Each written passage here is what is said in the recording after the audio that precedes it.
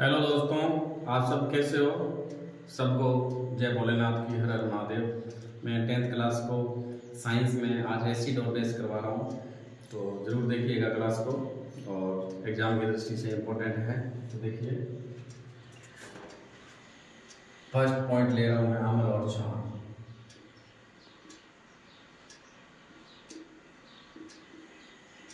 Acid base, अम्ल और क्षार। सिंपल डेफिनेशन है कि अम्ल स्वाद में खट्टे होते हैं, क्षार स्वाद में कड़वे होते हैं। अम्ल नीले लिटमस पत्र को लाल कर देते हैं, क्षार लाल लिटमस को नीला कर देते हैं। Simple definition. फर्स्ट इसका, ये स्वाद में खट्टे,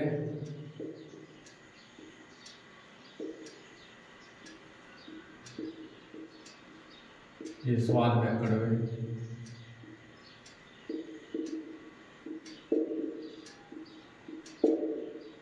सेकेंड, नीले लिटमस पत्र को लाल,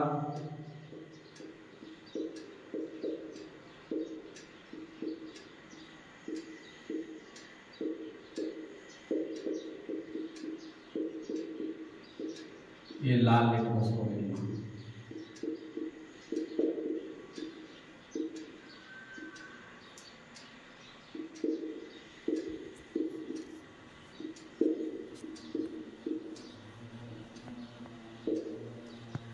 साइंस दो से ज्यादा अंतर नहीं पूछती। अमल सिर्फ अमल की डेफिनेशन पूछे सिंपल में, तो अमल स्वाद में खट्टे होते हैं, नीले लिटमस पत्र को लाल कर देते हैं। क्षार स्वाद में कड़वे होते हैं और लाल लिटमस को नीला कर देते हैं। हैवी ऑप्शन में पूछ सकते हैं कौन से स्वाद में कड़वे होते हैं, ऑप्शन में दे देंगे अमल क्षार, तो क्षार वाला क्लियर करेंगे।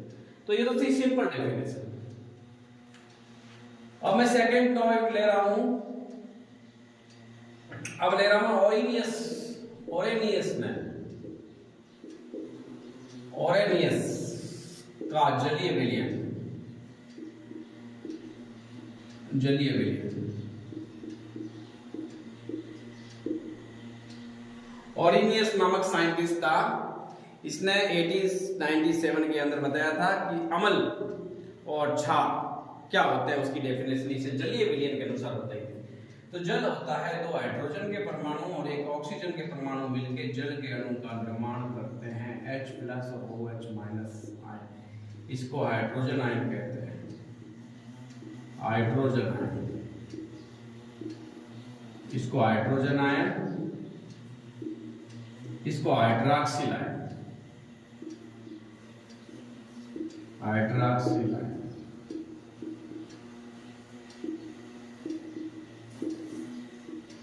H यानी हाइड्रोजन। बैलून्स में जो गैस होती है वो हाइड्रोजन होती है, क्योंकि बैलून्स हवा में उड़ते हैं, हाइड्रोजन हवा से हल्की होती है। ऑक्सीजन हमारी प्राणवायु गैस है, कोई दुर्घटना में अगर घायल हो जाता है तो आईसीयू में जो गैस होती है वो ऑक्सीजन। इसने कहा था कि जो जल है वो H+ और OH- आयन में विघटित हो जाता है, यानी इसने कहा जो H+ देता है उसे हम अम्ल कहते हैं और जो OH- आयन देता है उसे हम क्षार कहते हैं। Simple definition. अब देखो, H+ आयन पूरा नहीं लिख रहा मैं, H+ आयन देता है उसे हम ओरेनियस के अनुसार, और OH- आयन जो देता है वो क्षार। अब इसने कहा साहब जो अम्ल है वो दो प्रकार के होते हैं, प्रबल अम्ल और दुर्बल अम्ल। कितने क्वेश्चन बनेंगे इसमें। अम्ल दो प्रकार के होते हैं, दो प्रकार।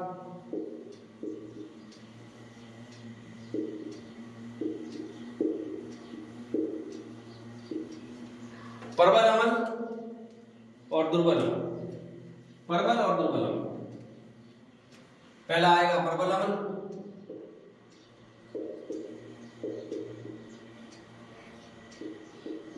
सेकंड आएगा दुर्बल अम्ल। देखिए इसमें आप बताएं, इसने कहा यहाँ H+ अधिक देगा, आप डेफिनेशन लिखेंगे जो जलीय विलयन में H+ अधिक देता है वो प्रबल अम्ल, और जो जलीय विलयन में H+ आयन कम देता है वो दुर्बल अम्ल। अब कौन से प्रबल अम्ल है, तो डेफिनेशन पूछे तो HCl हाइड्रोक्लोरिक अम्ल, एक HCl हो जाएगा, एक H2SO सल्फ्यूरिक अम्ल। इसको हाइड्रोक्लोरिक अम्ल कहते हैं। हाइड्रोक्लोरिक अम्ल,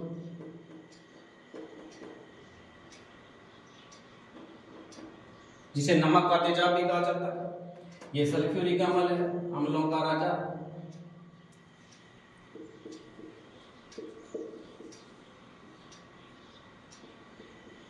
अब एग्जामिनर पूछ ले HCl प्रबल अम्ल क्यों है? HCl प्रबल अम्ल क्यों है कि जो HCl है ना, जो HCl है वो H प्लस और Cl माइनस आयन में विघटित होगा, क्योंकि ये एक इलेक्ट्रॉन त्यागेगा और ये एक इलेक्ट्रॉन ग्रहण करेगा।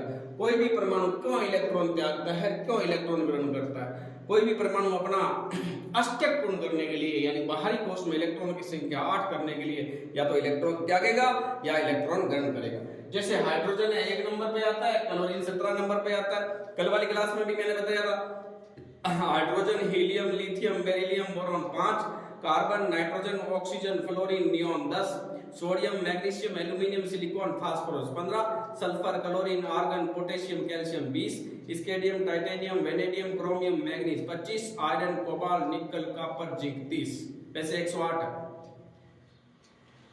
तो दुर्बल अम्ल जो H प्लस कम देता है, एक तो ये CH3COOH एसिटिक एसिड हो गया, एक HCl हाइड्रोजन साइनाइड हो गया। इसको सिरके का अम्ल भी कहते हैं, सिरके का अम्ल। पूछ सकते हैं सिरके का अम्ल में कौन सा होता है? ये साइनाइड है। अब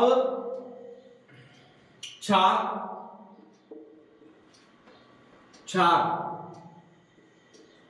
क्षार दो प्रकार के होते हैं।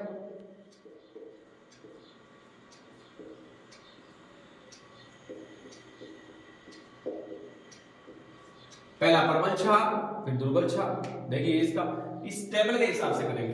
पहला प्रबल क्षार,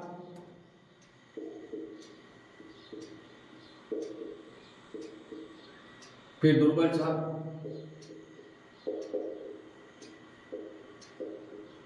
प्रबल क्षार H प्लस, ये H प्लस अधिक देगा, H प्लस अधिक नहीं सॉरी OH माइनस आयन अधिक, यानी हाइड्रॉक्सिल आयन अधिक, और ये OH माइनस आयन कम।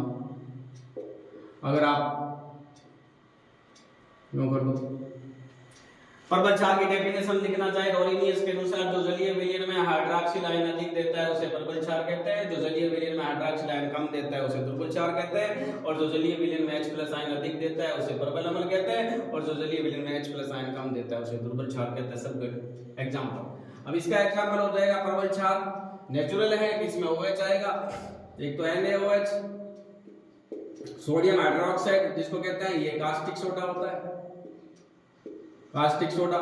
HCl को नमक का तेजाब कहते हैं, और एक हो जाएगा KOH, पोटेशियम हाइड्रोक्साइड जिसको कहते हैं, K यानी पोटेशियम 19 नंबर पे आता है। दुर्बल क्षार, अब ये इन दोनों का पूछ लेंगे, ये दोनों प्रबल क्षार क्यों हैं, तो आप कहेंगे इसमें OH माइनस आयन अधिक संख्या में बनता है, इसीलिए ये प्रबल क्षार है। That's clear.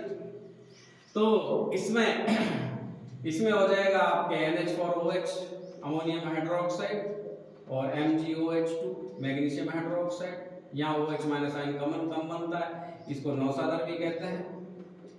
नौसादर का पूछे, ये अमोनियम हाइड्रोक्साइड, ये मैग्नीशियम हाइड्रोक्साइड। अब देखिए अम्ल हो गया, क्षार हो गया काफी, इसमें से 10-12 क्वेश्चन बनते हैं। पांचवा मैं ले रहा हूं संतुलित रासायनिक समीकरण। संतुलित रासायनिक समीकरण,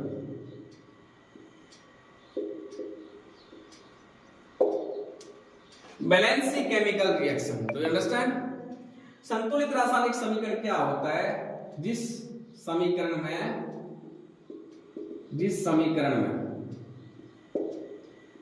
अभिकारक के परमाणुओं की संख्या, अभिकारक के परमाणु की संख्या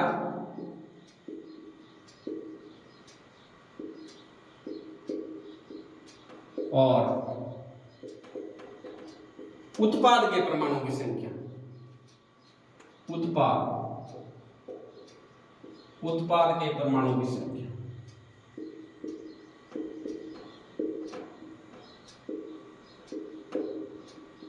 बराबर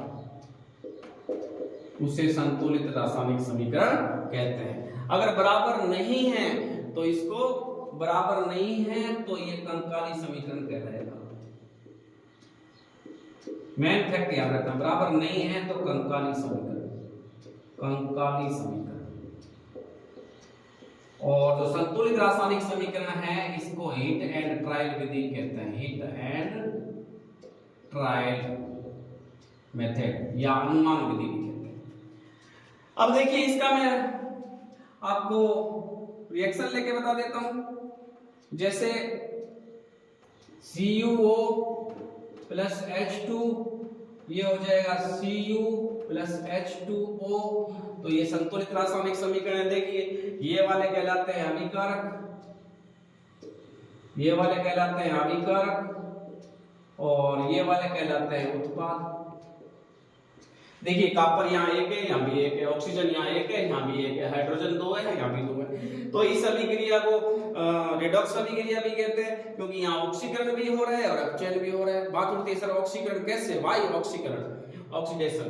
तो देखो ऑक्सीकरण हो रहा है क्योंकि हाइड्रोजन में ऑक्सीजन जुड़ रहा है, इसलिए H2 का H2O में ऑक्सीकरण हो रहा है इसका, और CuO का Cu में अपचयन हो रहा है, अपचयन हो रहा है। डेफिनेशन है रिडॉक्स अभिक्रिया की, जिस अभिक्रिया में ऑक्सीकरण और अपचयन दोनों साथ साथ होते हैं उसको रिडॉक्स अभिक्रिया कहते हैं। तो देखिए रिडॉक्स अभिक्रिया, रिडॉक्स अभिक्रिया भी इससे बढ़ेगा, रिडॉक्स अभिक्रिया